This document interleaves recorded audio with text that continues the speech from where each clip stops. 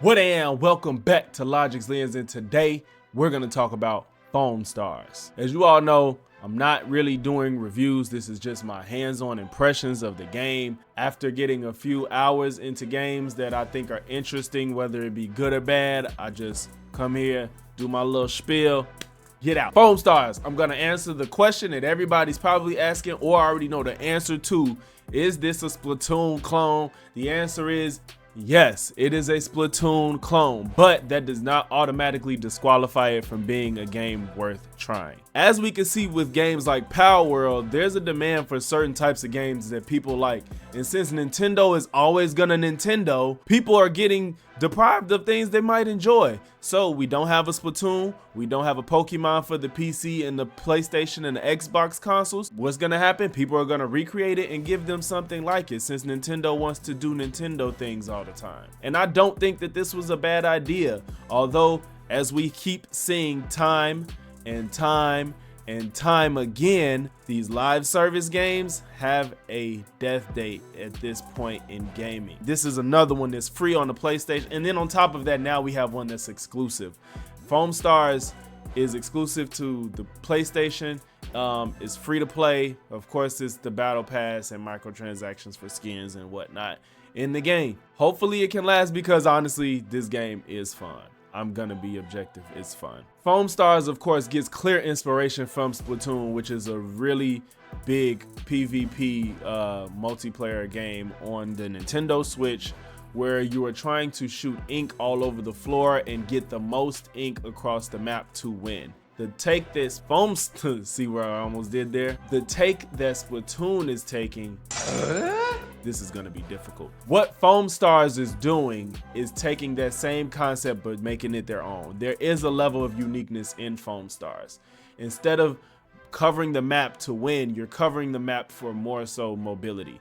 The goal is still to take out the characters on the opposing team. Smash the Star is the premier game mode for Foamstars, which is 4v4 team game where you're trying to get as many kills of the other team as possible.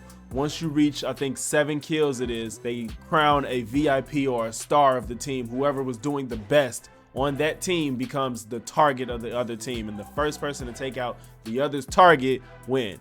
It's a very new concept.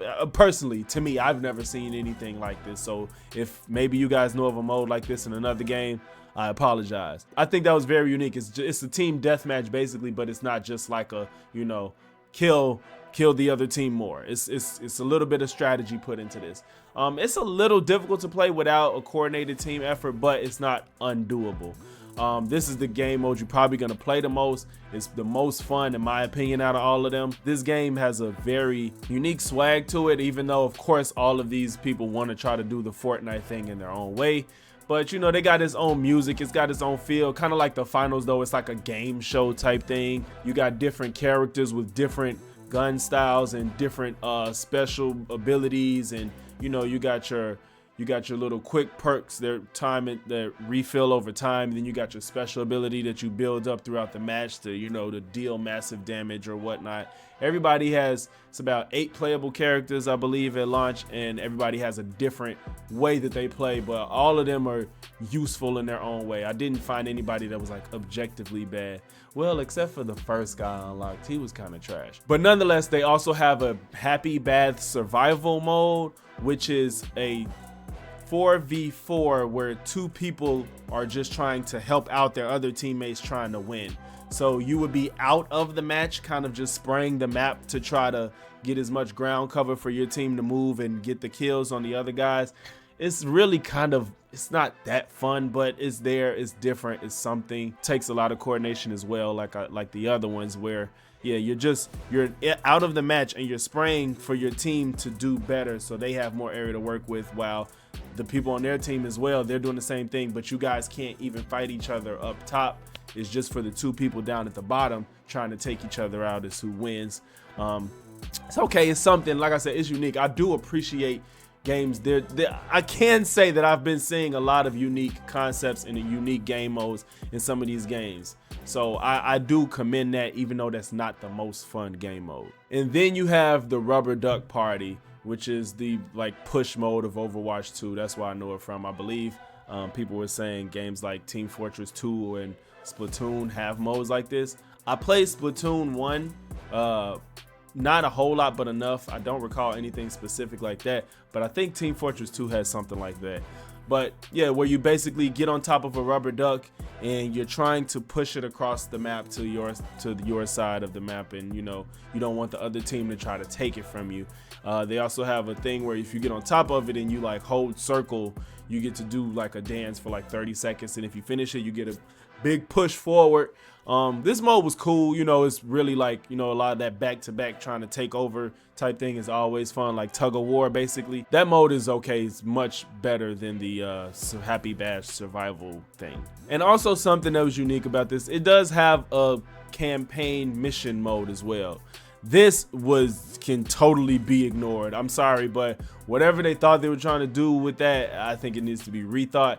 The first mission, I don't even know if it's supposed to be a tutorial or not, but it's so boring and look kind of redundant. You're killing waves of lambs that's just coming at you extremely slow, and it's not difficult to maintain at all. I guess maybe I need to do more, but from that little bit of time I spent with it, I'm probably not gonna go back to it.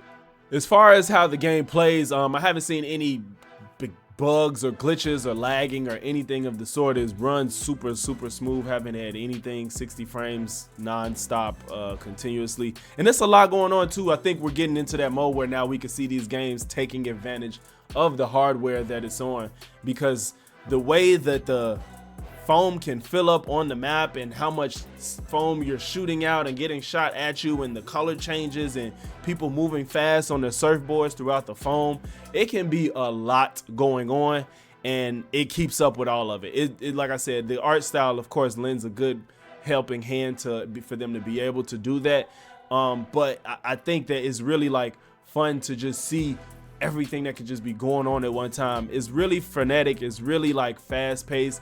It's easy to like kind of lose track of what's going on, but as long as you're paying attention to the colors and know your colors, like me personally, sometimes I'll get thrown off and like immediately forget what color. If I'm not actively shooting it out at one time, I'll forget.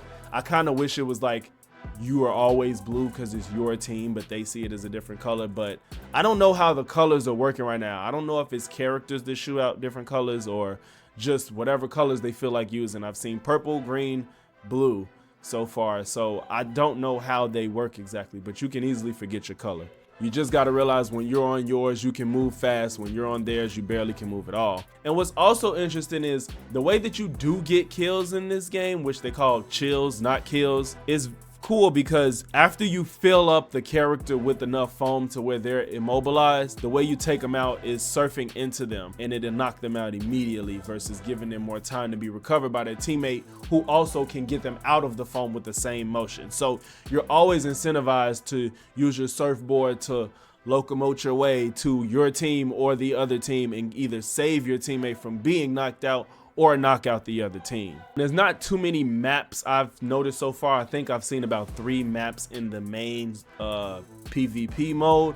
They're really small maps, just simply because I would think the proximity of everything you need to do would be difficult on a really big map. That would be hard to do. You know, you can build up walls of foam that you can surf up or climb up. You use them to kind of jump your way to higher platforming.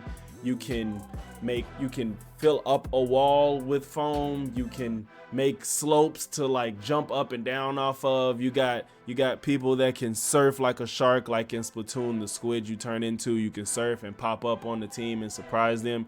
You can hide foam balls in the ground, and if somebody walks over, it'll pop up. It's a lot of cool stuff going on in this game.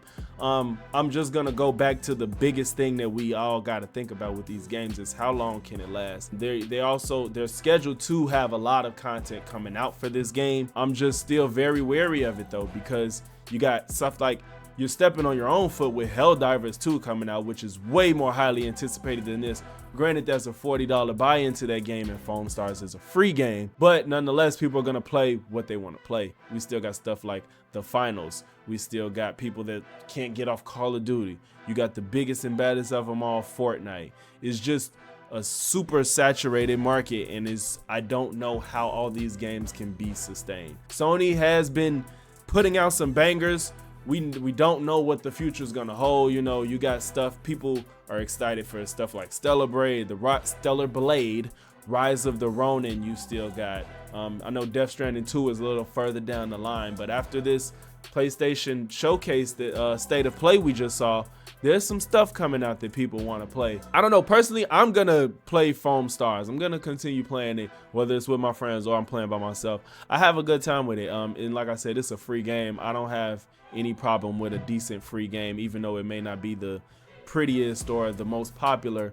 Just like Knockout City, I was in love with that game. I didn't care how many people played with me. As a fan of Splatoon and not having that option, because I don't touch my Switch hardly anymore, I'm glad that this is on PlayStation. And I'm not gonna lie, I was looking at it sideways at first. I'm like, come on, man, y'all just doing Splatoon, y'all not gonna do it better. But I can say that they made it work on their own way, same way Power World did. They took concepts that people like, that worked, and they just tweaked it and put it up somewhere where everybody doesn't have access to it. So for me, this game is definitely worth trying out. Get some friends, have some fun. It's not a big time and brain investment, but it's a super fun time. That's all I got for y'all at this time. If you made it to this point in the video, make sure you leave a like, comment, sub. If not one, then all three.